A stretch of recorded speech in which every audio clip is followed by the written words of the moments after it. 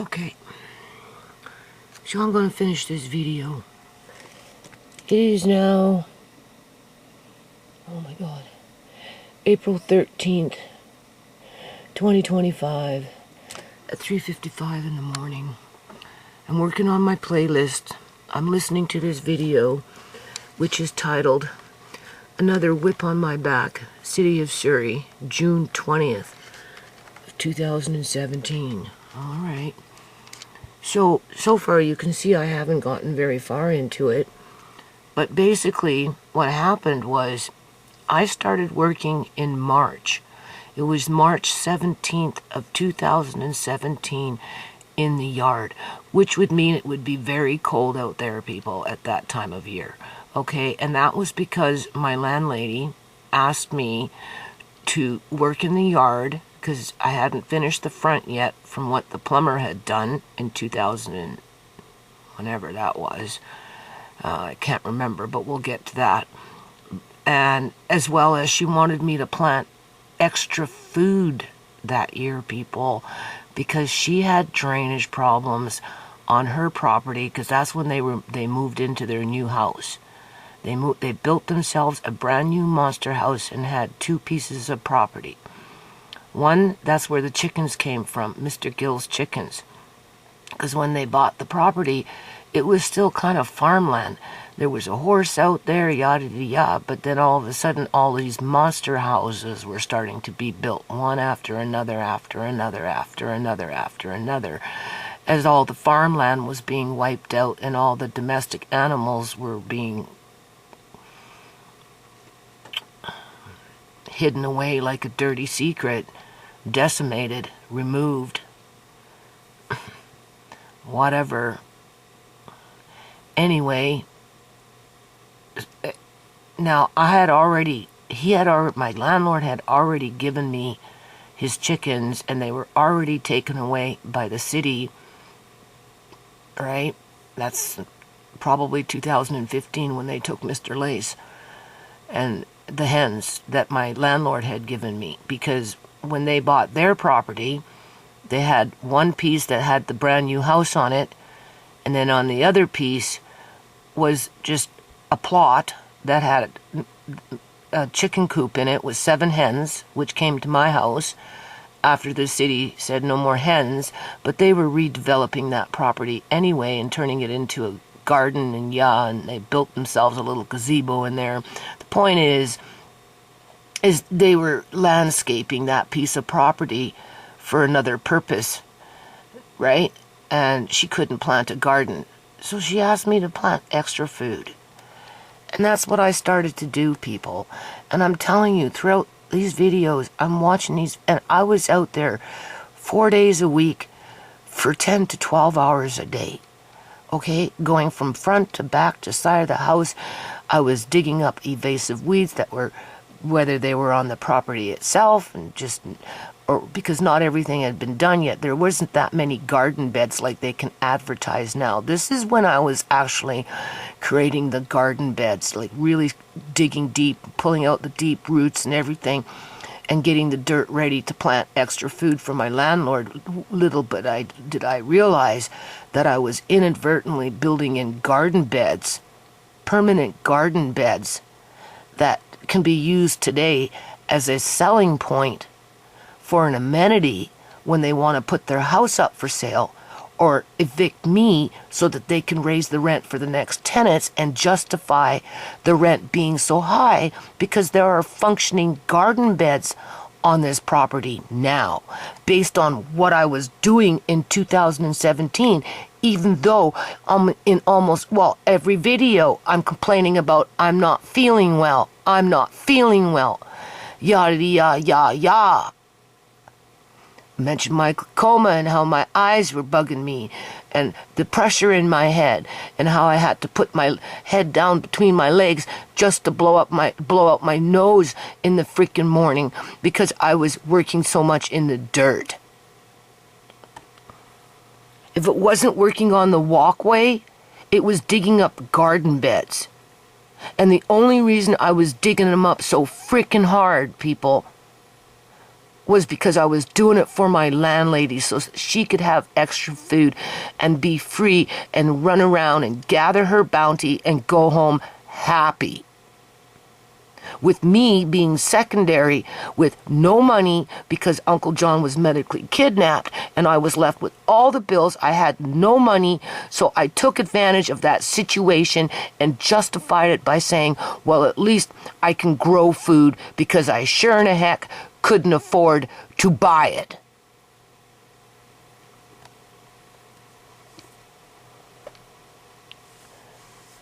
March 17th, 3 but mostly 4 days a week, sick every time I'm out there, putting in long hours, trying to stay positive, right? Doing the little extras, mowing the lawn, cleaning the pond, yada-de-ya-ya. And what happens? By June 20th of 2017, the city of Surrey showed up at the door. Well, no, they didn't show up at the door. No. They sent a registered letter, I guess, to my landlady where it stated that from the date of the letter, which was June 15th, there was 7 days to do whatever it was that they wanted to do. And they don't really put down what they want you to do. They're very ambiguous and broad-brushed about it, right? And then you got to run around and try and figure it out what it is that you need to do to satisfy whatever it is that they expect from you, right? Anyway, only 7 days from the date of the letter to do whatever it was that they wanted me to do. Well, the landlord, because she's the homeowner, right? To do. And if that didn't happen, then the city truck was coming in with their workers to take out whatever they wanted at whatever discretion, whatever these workers were told to take, they would take it off the property, disappear with it, and then the landlord would be held to foot the bill, which at that time was probably $8,000, maybe she was quoting me, plus taxes, and then if you don't pay by December 31st of that year, whatever, it just follows through to the next year with more fines. Okay, that was the threat. That was the letter I was reading in this. Okay, and like I said, I'm only up to here. Right? But I mentioned, well, I don't know how that's possible. How can you give me a letter 5 days too late, tell me I have 2 days to go outside and pick up garbage, cluttered toys, appliances, which could very well have been her appliance, people, because anytime an appliance was changed in this house at the cost of Mrs. Gill, okay, the appliance would not be removed off the property by the people who replaced her appliances. So I had these, maybe a stove sitting in my fucking back, okay, like in the back driveway, a stove, because they refused to take the fucking boo-boo stove, okay? So that stove would sit there. Now, I have no car, no money, right? No means to get that out of there. How the hell am I supposed to get rid of it? But it's a heat score because it's an appliance that I'm hoarding on my freaking property as if I wanted it there in the first place. No, maybe it's because it's the landlord that likes to leave things behind when they do repairs or they replace things. And then they leave it to the tenant where the tenant has to remove it. And being that it doesn't get removed fast enough because I'm too busy everywhere else in the yard with the whip on my back already. That's what these videos prove. Right? I didn't have an extra arm to go into the back and deal with that problem because I was too busy covering up mud, grit, and sand in the front for a second time in my life in this stupid house. I was too busy planting fucking food for my landlord, but before I could do that, I had to dig deep into the ground and break the ground and make a functioning freaking garden bed just so that I could please her. Do you honestly think I would have been doing all that stupid shit if it wasn't for her asking me to do it? No, because I was too busy already. But it was a distraction. It was distraction from the way, you see, that's how I'm thinking about this. And I'm going to end this video with that stupid little rat up there chewing in the wall because it's irritating me. But that's okay because I bought those cages. Oh, the delivery was coming in late. I don't know what the heck for. But then I ordered another one that little cage should come today. But you can't really use your hands when you're dealing with this stuff because even though they're semi-domesticated, they're still wild, these rats. And they don't like human smell directly. They can associate, they can mingle, they can, whatever among humans. But when it comes to like physical contact to where they actually are very close to your human smell, they'll avoid that area. So I got to be very careful not to put the human smell. Whoever's going to set this cage up there has to wear rubber gloves. Yeah. But I don't know if that's getting delivered today. I hope so. I bought 2 sizes, large and medium, as if I can set a freaking catch and release rat trap. Because that's what I'm putting up there first. So later on, I'm going to get up there and just remove things very carefully without touching too much of anything. So I don't spread my scent around up there because I want to catch the little bugger. I do. And I'll give it to my son. And my son can decide what he wants to do with it.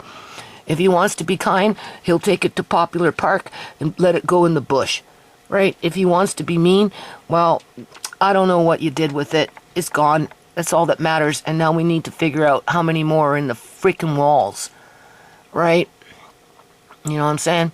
But in the meantime, I bring up, now I'm going into talking, and this is why I'm kind of agitated, because now I'm bringing up 2015. Right? Because I'm working on the inside, doing this shit on the inside, and whatever, and I'm not outside, and I'm not feeling very well, and it's cold out there, and I know I need to get out there because the city of Surrey and their whip is still on my back, because nobody said it yet at this point that I've been released from my duties to comply with whatever it is that they wanted me to do, which was basically wipe out my freaking yard of everything, because it's still not enough.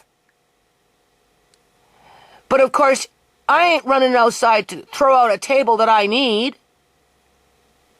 As I'm conspiring in my mind where to put this little green mountain without it being robbed. Because that falls under the category of everything.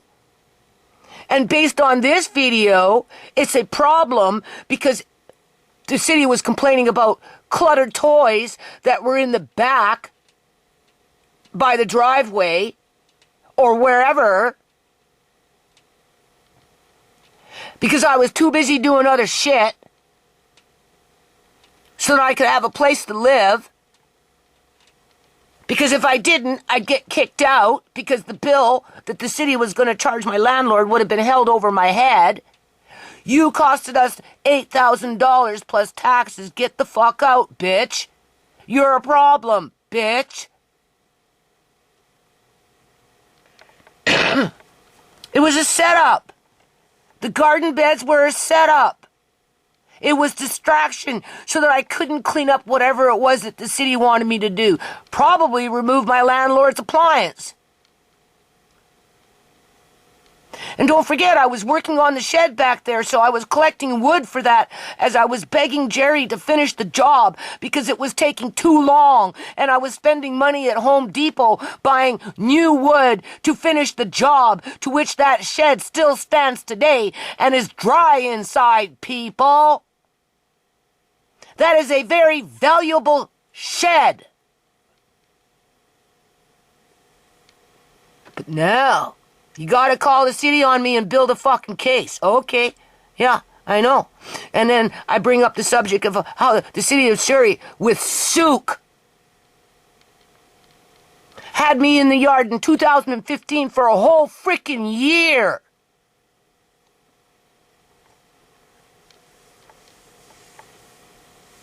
A year, people. They can't say I wasn't working in the yard because I already was. They targeted me. They've been targeting me. And my family, with the proof in the pudding where half of them are gone by nefarious activities.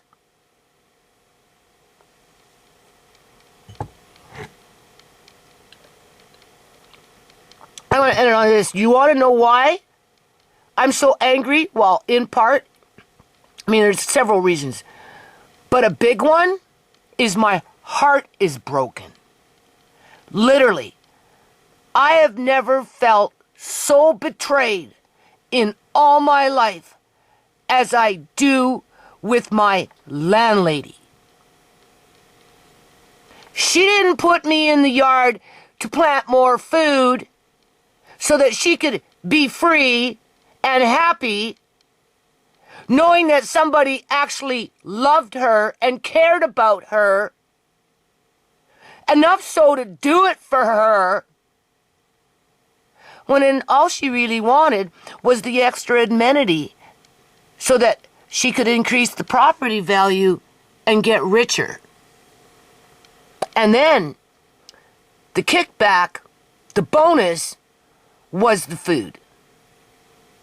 The food wasn't first. It was the agenda to build up the property value at the expense of exploiting somebody that was vulnerable and sick and had nowhere else to go because of the politics between organized religion and organized crime. Because when you conspire to evict people from houses in multiple numbers from house to house to house, where it literally destroys lives and put people at risk to death and injury, well, first it's harm, injury, and then death. That is a criminal act to cause bodily harm through premeditated assaults that lead to either evictions or death, or both.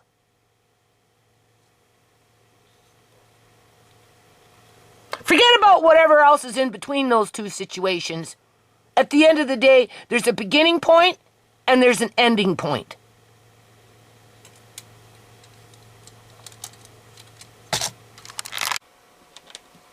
Alrighty-o. It's now April 12th of 2025.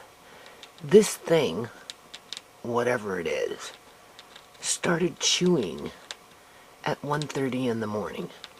Oh, shit. Those are my computer glasses. I have to find those things. Andre is going to help me tomorrow to start clearing off this stuff. Because it's just up in this corner, right? And I'm going to let it bust through. Because first of all, we need to figure out what the hell we're dealing with. It's either a roof rat or a Norway rat. It's either a lone wolf or it's connected to a hive. But for whatever reason, it keeps coming back to this same spot for the last 3 or 4 days. And it doesn't seem to be bothered by humans, because Andre was up there looking around, it was chewing, and you can hear it chewing. And it's getting close, right? So, I don't know. We're gonna catch it though, that's for sure. Do you know how annoying this is?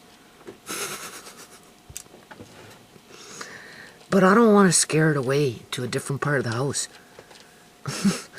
Like, bang on, because it's, right? I want it to bust through so we can figure out what the hell it is. You won't know until you can actually look at it. Right? And the thing about rats, though, if they're in your walls and in your house in high numbers, they tend to fight. You would hear them fighting. You know, they squeak in and they're tossing, and you know, they like to fight with each other. They're very territorial, and even though they have their nest and they, you know, have that hive mind, they still fight. We don't hear anything like that. So, you know, it could be a lone rat. It could be just a single rat running around doing whatever it does. Which would be it would be the bigger rat that would do that, because they can live by themselves, right? But this is annoying, man. You know, it's like playing chess. It won't be long before it pokes its freaking head out. Yeah. Testing the waters. And then, because it's so high up, right? I mean, what's it going to do up there? Because once it gets down here, well, it's going to be a whole new ball game with these cats. And there's nowhere for it to go outside of hiding, you know, in between under bookshelves or wherever in a corner somewhere. And if that happens, once the cats realize it's there, the cats will just stalk it. And they'll sit on the floor and just look at it, like that spot, for hours and hours. Or whatever, right? They won't, eventually they'll catch it. Eventually they'll more than likely catch it. Because cats are patient like that. Because there'd be no place for it to go. Like, there's no, it couldn't run out of the house. So, I don't know. That's all I need. But whatever. At least we'll be moving forward with that. And you know, if one pokes its nose out and another one pokes its nose out, then you get an idea of, you know, if you're dealing with a lone wolf or a pack of them. All right? Because it's the same one keep coming to the same spot. And like I said, I don't want to scare it away. And it does, Andre and I talking and moving around, Andre was up there, it was still scratching. So it's not afraid of humans. And it's close. Whatever it's doing in there, it's close to busting through. Yeah. I'm just going to clear off, and I asked Marcane to come up and put a trap up there, up there, right? And we'll see what happens. And then, I mean, he's going to have to go on the outside of the house. Because, you know, there's multiple ways for these things to get in. On the outside of that, they can get in from the roof, from the pipes. They can get in through the soffits within, you know, the gutter system. Like coming in up through the soffits into the walls. They can come in from outside by the ground. They go up between the vinyl siding or the brick or whatever on the wall, and they go up in between, and then they chew in and they get in that way. They can come in from sewer pipes. I don't think that's how they're getting in, though. I don't think it's sewer pipes. No, it's something on the outside of the house. There's a breach. Yeah. But this is so annoying. Now, do you honestly think when my son was coming to me and, oh, you don't believe me, blah, blah, blah, blah. And I'm like, no, it's not that I don't believe you, I just don't hear anything. Clearly I hear something now.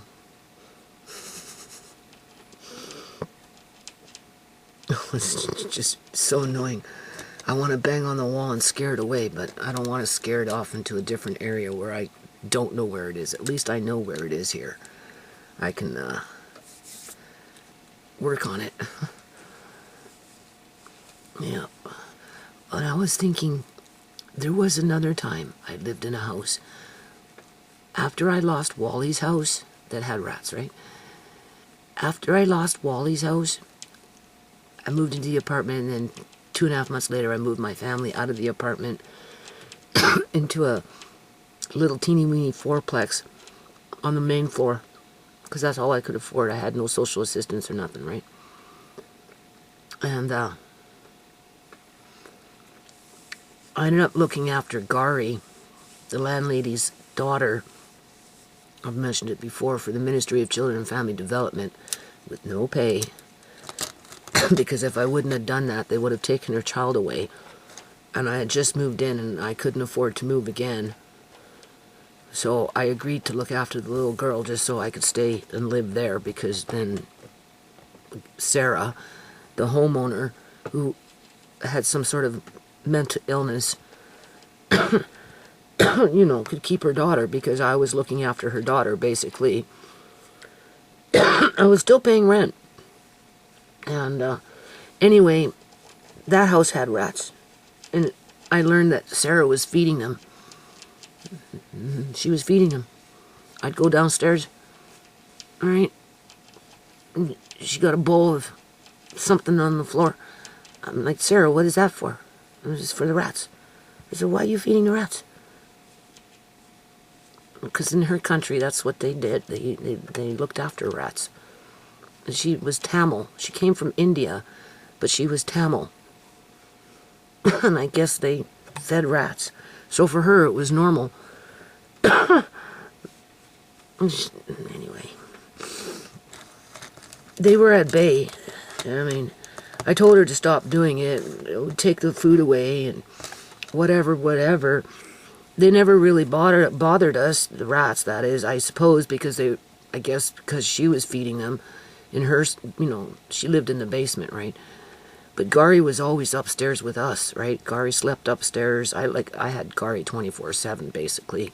Sarah would run up and down the stairs, and I'd wash Sarah.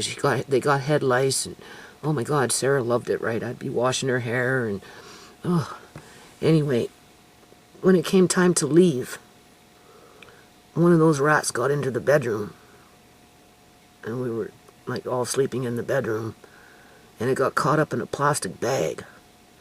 Yeah, it scared everybody.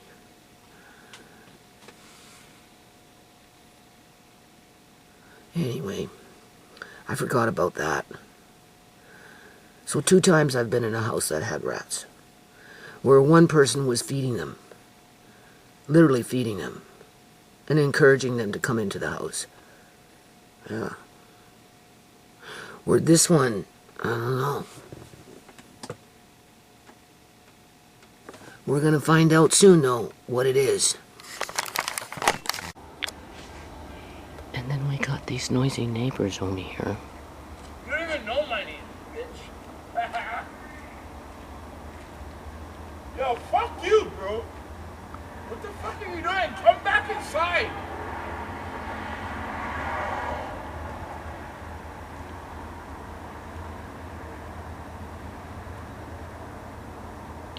How many cars do they got out there? From what I can see in the dark, I see 1, 2, 3, 4, 5, 6. 6 cars parked in there.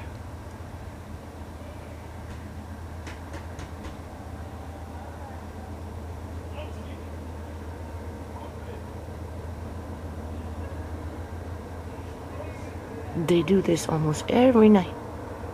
Sometimes more noisy than other nights.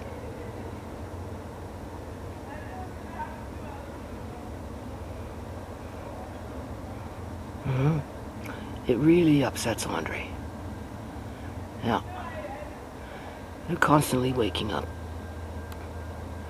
everybody with their noise. Their music isn't playing right now. They're just running the streets.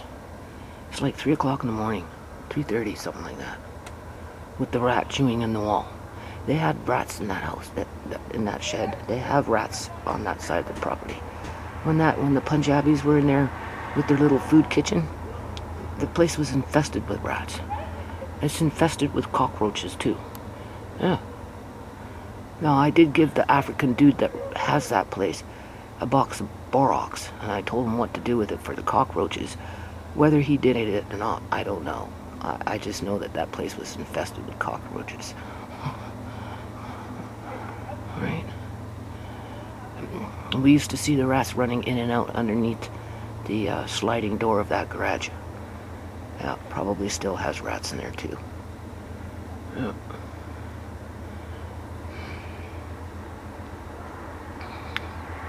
Whatever.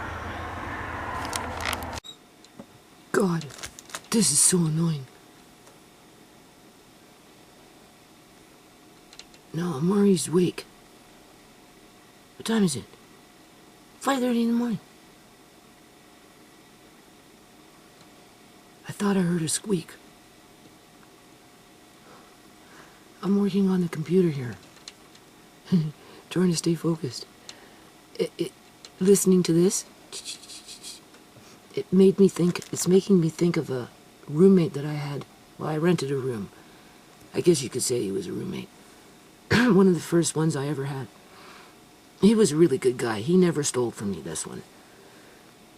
It's when I moved over from Victoria onto the mainland with 2 of my kids to start a business.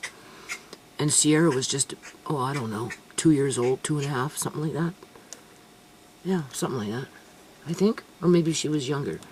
No, she was 8 months old. She was a baby. She was a baby. And it was my first move, yeah. Because I moved twice to the mainland. Anyway, his name was Daryl. And he had a pet python. Yeah. This thing was like, I don't know, 5-6 feet long. And he used to let it slither. And as they don't crawl, right? It would slither around in his room. And he slept with it.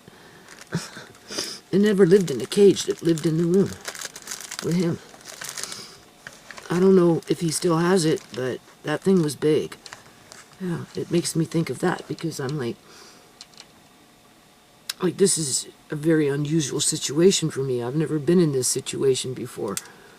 I'm just, like I said, waiting for it to bust through so I can see maybe, or somebody can see what it is that we're dealing with. Right? It's a toss-up. Heads or tails. We know it's not a python, that's for sure. And I'm like, I'm ignoring it, treating it like it's just a pesky cat right now. But it's not. You can't get comfortable with it. Right? So, it was quiet for about 45 minutes. And it just started up again. Yeah.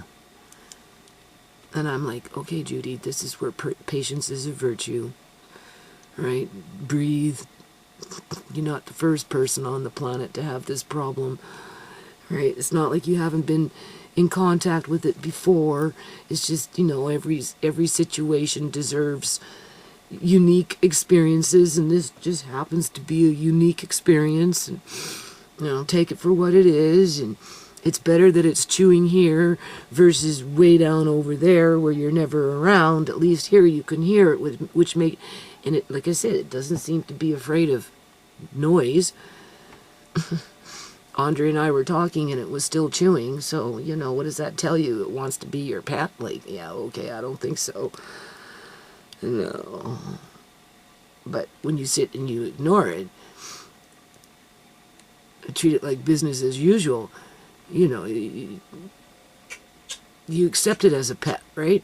Because it's like the cats, when they're making a mess or getting in the way or being annoying, you ignore it, right? And you just, it's just cats. So it's still chewing. Fucking thing. And I'm like, be patient. It's just a matter of time before it's going to poke its ugly head out. Oh, maybe it'll be cute. Andre said, well, what if it's a raccoon?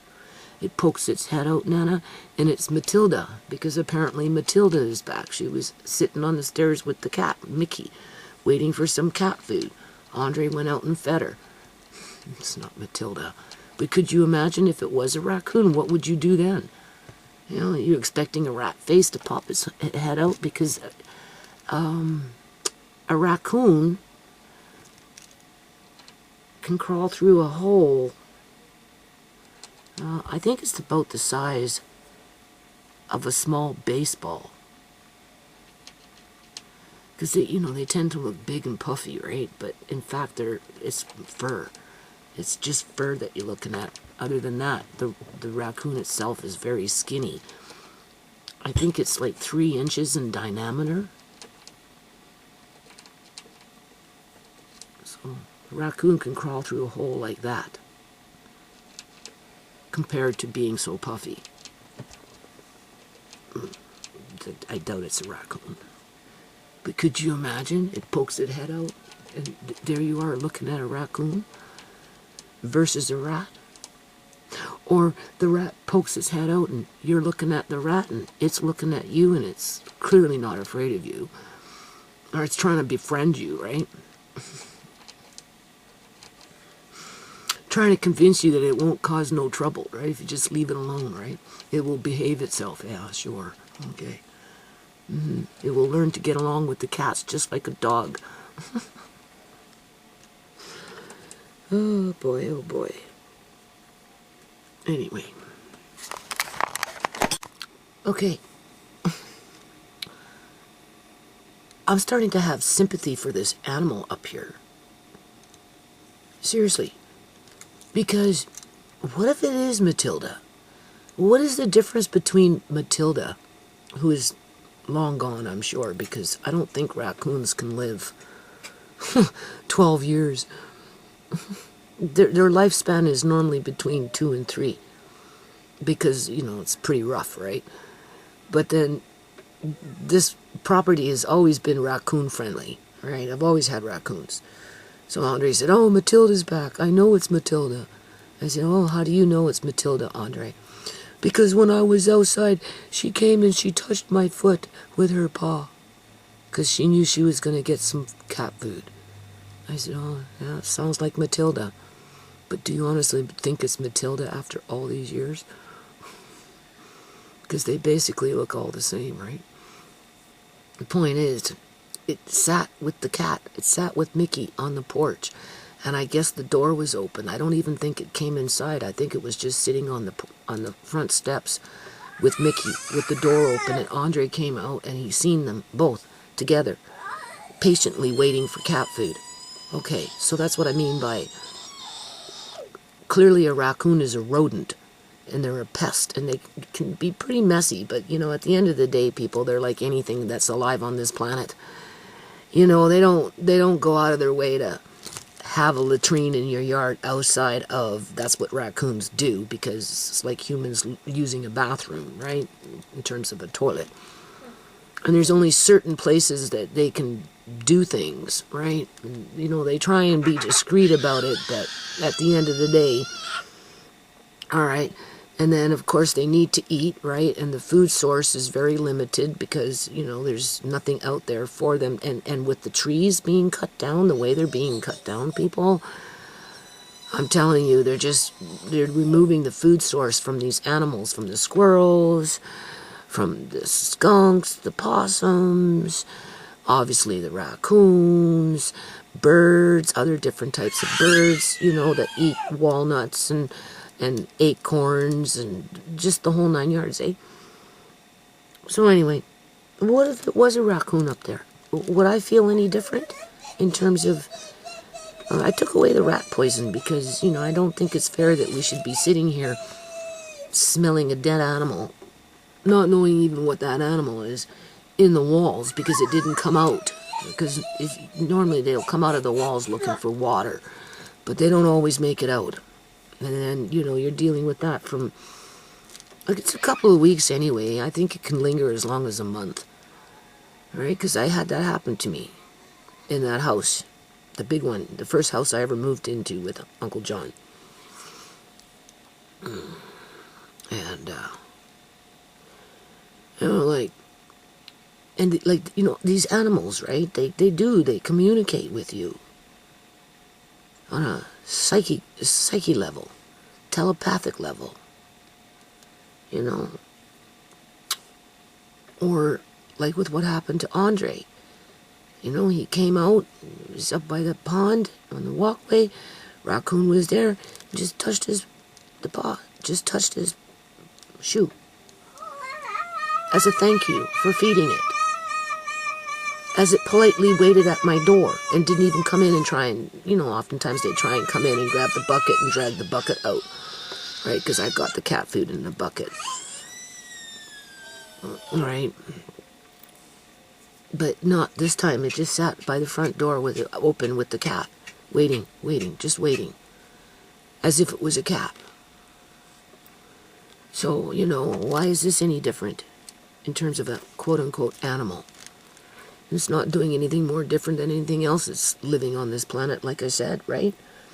So I'm like, well, maybe instead of using a rat trap, because once it pokes its nose out and you're looking at it and it's looking at you, you know it's communicating with you, okay? One way or another, it's saying something.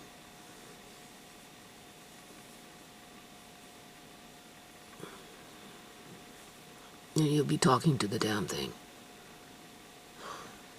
It'll be like, don't kill me. And I'll say, yeah, but what choices do you give me? You can't be running around in my house. Get your ass back outside.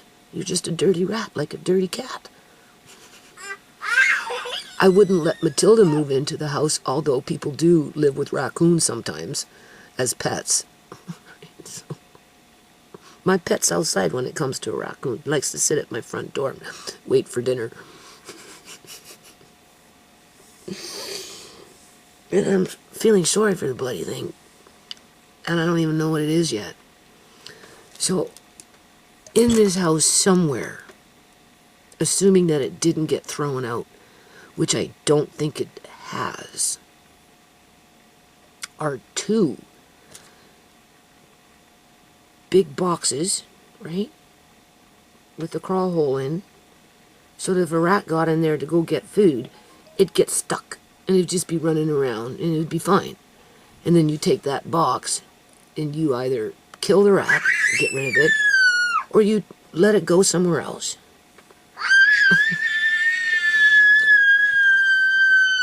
Because... Listen, how long he can hold his breath. Andre says, I don't know how he does that. He can go longer than that in terms of screaming or singing or whatever he's doing. He's singing, right? And holding his breath at a certain tone. He can, it's amazing how long he can hold it for. Okay, so anyway.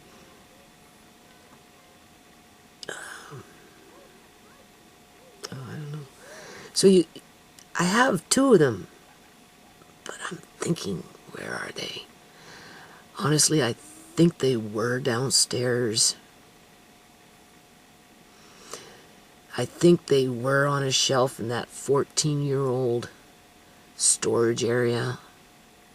We know that they've been moved. I should really ask my son if he's seen them and if he knows where they are, or maybe he has one. Maybe he went and bought, because he bought rat traps. He bought the sticky, they run and they get stuck on it. Those aren't that great, because what they do, and especially the bigger rats, they start flipping around and they'll eat they can run off with it by just whatever, right? And then they'll find a way to escape from it, whether they eat the trap, that sticky stuff, or maybe chew off their foot or something. I don't know.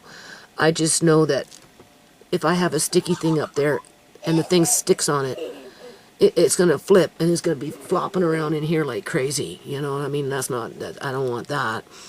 And then I told Andre, well, if we put a rat trap up there, because it's not a mouse. This is not a mouse. The gnaw is too strong, right? What do you call it? If it gets caught in the rat trap, then there's going to be blood splattered all over the place, and it's just going to be one big gross mess, right? You know what I'm saying? So I don't even want that, right? And then with Matilda at the door today being so damn polite, as a rodent, a pest, I'm feeling sorry for the fucking rat as I'm sitting here plotting and scheming how to kill it. I'm feeling guilty because people have pet rats, for crying out loud. As a matter of fact, I think I had a pet rat one time when I was young. His name was Whitey, Now that I think about it, it was a white rat. It was a big one with a long-ass tail. Named it Whitey because it was pitch white. I don't know, I must have been like, oh God, 8, 9, 10, 11, 12, something like that. Younger than 12. I was younger than 12. 8, 9, 10, around that time period. Like, in terms of years, 10 years old, 9 years old. So why would I want to, like, I'm not one to go around killing things, people. I don't go out of my way, Especially one that wants to communicate with you. And like I said, it was very unusual. It knew we were here, because it started when I got up. I got up at 1:30. And by 1:45, it was like gnawing. And Andre had already been running around because he had a little nap. And Murray at this point was sleeping. Like, we're all on different time schedules here with our sleeping habits. But besides that point, I had Andre come and look up there because, he can see better, right? I said, you're looking to see when it starts busting through the seam, right? Through the wall, so we can isolate it down, right? And we're talking and stuff, and it wasn't bothered. It just kept on doing what it wanted to do. Didn't care. So that tells you that it's really not afraid of you. And once an animal's not really afraid of you, it wants to talk to you. It does. It's just they can't talk like humans. They just talk in a different kind of way. Through body language and posturing and facial expressions and, little clicks and sounds and stuff like that, right?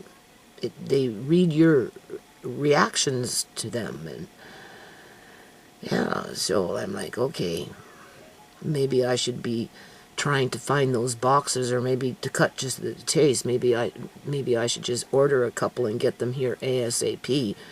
And instead of putting up a rat trap up there, maybe one of those, it crawls in and it can't get out and it's locked inside, and then my son can let it free. Take it down into the fields or something and just let it free. Take it far away from here, because he goes to work to go cut trees. He can take it out to the freaking forest, for crying out loud. Let it go out there. And that's one. That's one. And if another one comes back after we catch the one, then we know we have more than one. Right? You know what I'm saying? We know we have more than one. And then, that gets a little more complicated. And that's where, I told my son, like, if I'm going to spend $1,000 for whatever, I would rather give you the $1,000 and you go buy the equipment and you learn how to do it right the first time. Step by step. At least for yourself. As a man who wants to be a homeowner. Right? If you don't want to add it on as part of your business. Being that you do landscaping anyway. And rats and landscaping go par and parcel. You can't get away from rats if you're doing landscaping. Sooner or later, you're going to come across them in the yard, because they nest in the yard, right? And every now and then, they get into houses. So, is this a rat advocate? Is he advocating, or she's advocating for all the rats in the neighborhood? Please don't kill me. I'm not afraid of you. Don't be afraid of me. Is that the first lesson of all this? Don't be afraid of me. Once you see me, you'll realize that it's not my fault that I'm up in your roof and I have no place to go, as the city of Surrey of British Columbia, Canada, is ripping up my habitat and putting me on the run where I've got no place to go, like the raccoons. Because you have to listen to what they're trying to tell you, because they have a plight too, right? I mean, I'm not being treated any more different than a rodent when it comes to, the right to life, the right to be able to have safe housing, the right to be able to have access to water and food adequate food, the right to be living in peace without being harassed and hunted down and gang stalked, which I'm hunting and now gang stalking. But what makes my right to be treated that way more important than that rodent's right? That's what Matilda teaches us, and animals like Matilda, right? Because, you know, their fate is not by design, because that's what they chose for themselves. And if you believe in reincarnation, if you do, I would think that through that process, we don't always come back as humans. No, I don't think so. Because there's lessons to be learned with the life cycle of an animal, whether it's an elephant or a rat. They're both animals. Whether it's a whale or a starfish, they're still creatures, an animal of some sort, a living being. Right? So, I don't know where those boxes are. Honestly, I think they were downstairs, but I wouldn't know where to begin to look. Because, if anything, maybe it would have been underneath that cubby. And because they were so hasty to throw my shit out of that cubby,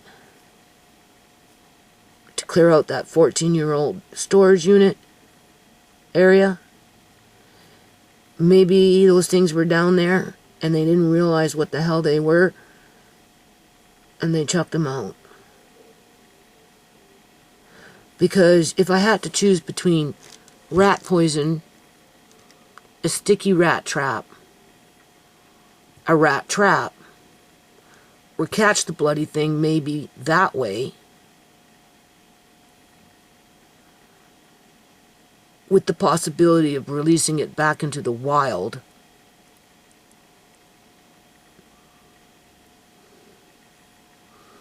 I think I'd go with that one. That's the most humane way. Because you know once it busts through, it's going to be poking its freaking head out and it's going to try and communicate.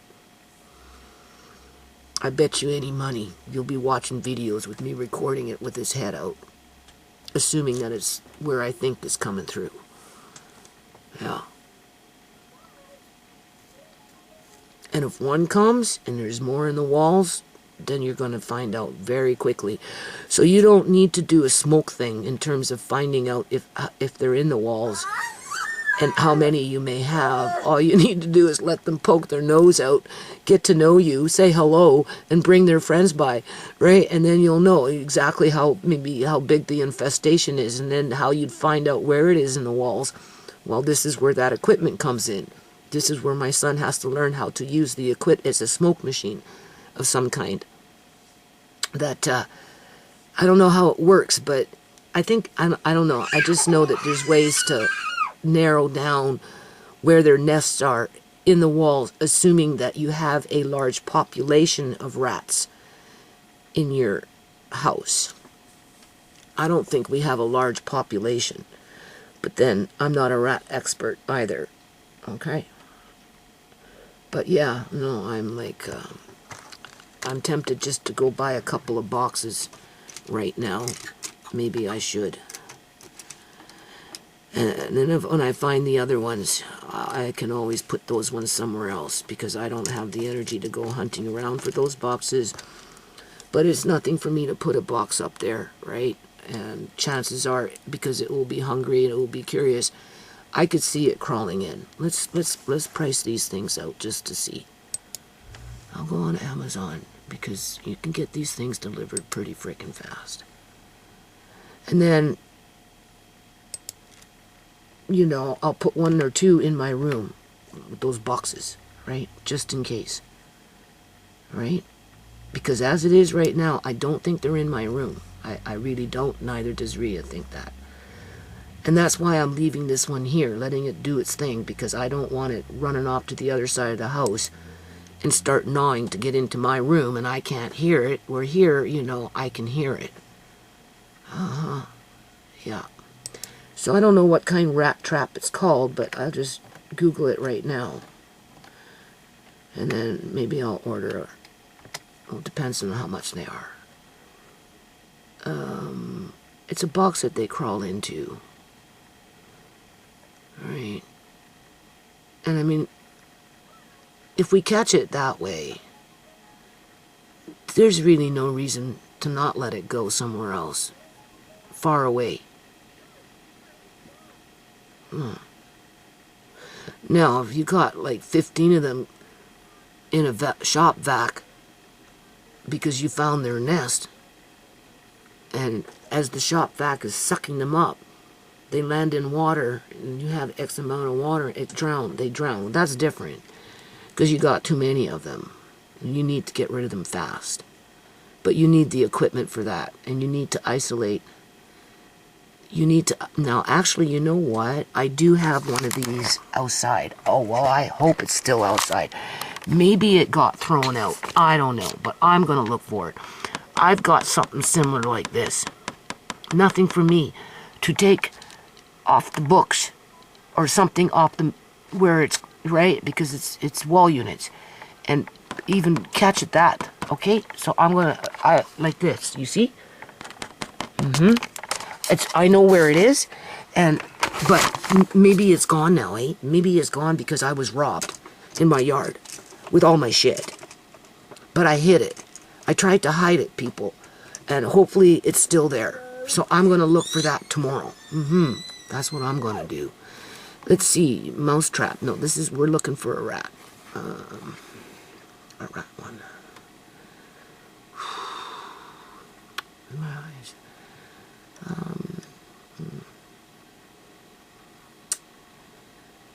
Rodent bait station, rat trap outdoor with key, eliminates rats fast, keeps children safe. Okay.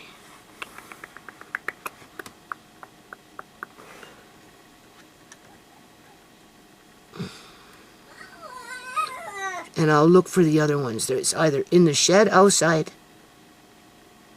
or my son came across it when he was moving stuff around, and they put it somewhere else, and he hasn't thought to use it yet.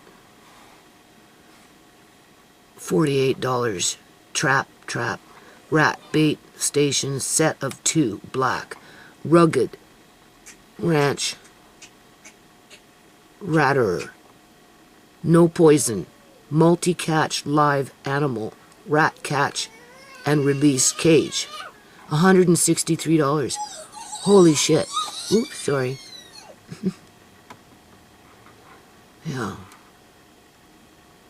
Because not everybody likes to kill animals, right? There are people out there that are sensitive to their needs, right?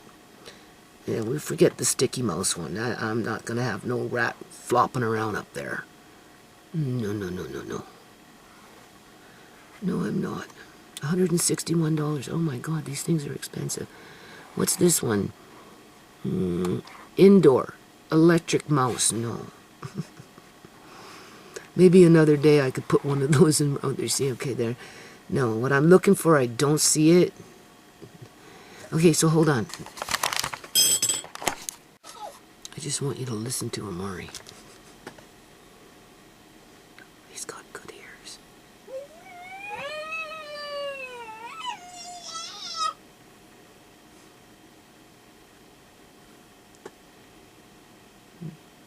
What are you doing, Amari?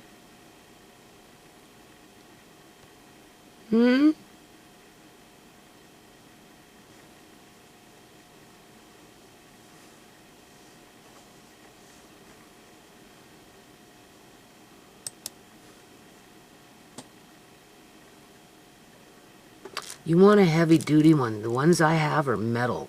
One's silver and one's black. Because if it gets trapped inside, and it's a big one, it's going to flop around. Oh, the one they're selling here is just,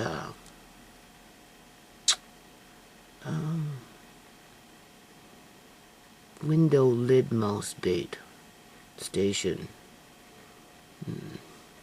It's plastic. I'm afraid if I put it up there, it gets inside, and because it's plastic, it'll start moving. Alright, and the bloody thing will fall, and because it falls, you know, it'll tumble down, right? And crack open. And then the mouse really be really running around. Yeah.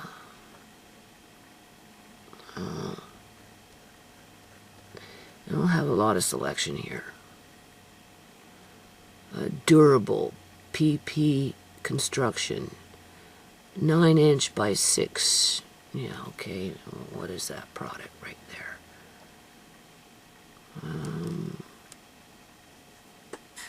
I'm thinking maybe something like this. Something like this, right? While I look for mine. Okay, so here's another idea. This particular trap, I'm going to get these two for $48. And this one's a singular trap by itself. And it's a little more expensive, but this is what somebody had to say about it. This bait station works great because you can use one of the Tomcat snap traps inside and not use poison. Using the trap inside, because they say that the snap traps are more humane death than the poison, because apparently the poison can be very hurtful, right? It takes a long drawn out process, where the snap trap just, and chances are it's going to be dead. So if you had to choose, which one would you choose? So anyway, using the trap inside the station keeps children's dogs, cats, and birds safe from getting snapped in the trap. So it's ready to snap rats. You can secure the station to a floor or fence. They work great. I've been using them for over 12 years now. Oh, here's somebody that didn't like them. It did not come with bait rods, so it's useless. Too late to return it. I don't know what bait rods are. Here's another one that doesn't like it. The hardware that is supposed to come with it was missing. Don't know what the hardware was. Oh my God. Another one, oh boy, better not buy this one. Another one who didn't like it. No way to suggest how to open or what one should do with parts. No way to know if we received everything. So they didn't like the packaging. I don't know, they didn't want to put it together. This one's okay. A bit of a challenge to set up because there are no instructions and it's hard to know how to place the rods. Okay, well, forget that then. Hold on. Okay, I gotta be careful what I'm buying here because anyway, some of these things you just put your bait in and the rodent, whether it's a mouse or a rat, will run in, eat it, and run back out. In and out, in and out, in and out. Somebody made a comment through their ratings that they had mice problems. Within a few days of using it, the noise of the mice stopped, and then within a week or two after the fact, there just wasn't any mice. And wherever they had these boxes, and they had them on the outside of the house, but the mice were in the attics and having parties and doing what mice do. And when this person put these on both sides of the house on the outside, they noticed that the bait that was in the inside, the mice were eating it, but as they were eating it, they were also dying off. And they said they didn't smell anything, right? So this one, they can go in and out, in and out, in and out. So I guess this is designed basically just to protect the food. I want one that can catch it and lock it in. Rat trap, catch and release station. Hold on a minute. Okay, so I'm going to get a couple of these. Well, more than a couple because they're 60% off. They're $10 for 2. I don't know. I don't know if this is going to be big enough. It says it can do for rats, but I don't know. Probably the Norway rat, but maybe not the big one, right? Humane design something rat traps are designed to capture rats and other small rodents without causing harm. These live catch traps allow for safe relocation, making them perfect for those who prefer non-lethal pest control solution. Easy to use live rat traps. Settings up the traps is a breeze, blah, blah, blah, blah. Okay. Okay, so this is how I'm going to approach this problem.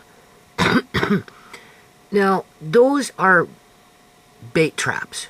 You just put the bait in, they go in and out, they eat, they run back off to wherever they came from, and eventually they die off as the bait goes down and you refill it. And those you find in the yards and places like that, usually, right? So I don't want to spend a lot of money right now, so I probably don't need this at this point because it's 48 bucks. Now, when it comes to a live trap, you know, depending on the size of the rodent, if it's a roof rat, those things can get big, right? So some of these cages might be too small for it because I'm reading the comments, whatever, the reviews. For those two, it's only 10 bucks, but their frame isn't very durable, all right? This one's 20. You know, everybody's got something to say about something. Those are for mice. All right, so you might as well put a couple of those around. And then this one is for 30 bucks. And it seems to be pretty hardy. This is what I have outside, assuming that it's still there.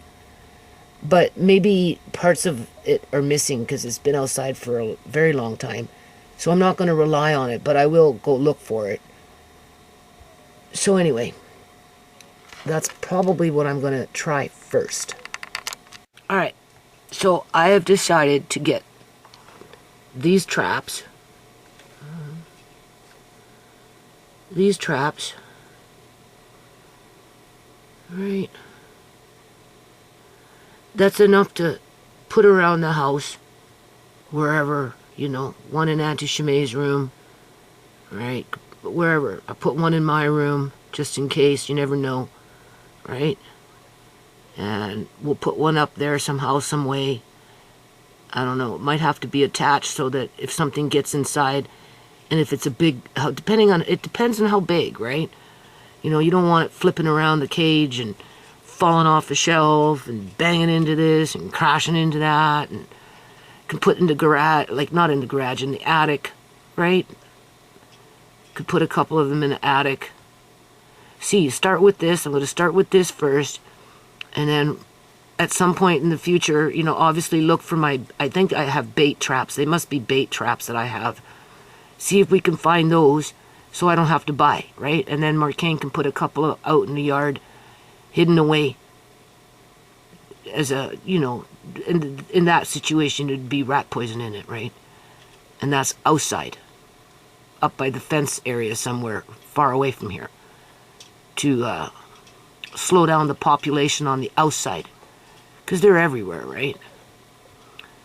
So I think that's what I'm going to do. And then if we catch whatever is trying to crawl through the wall, we'll chew through the wall.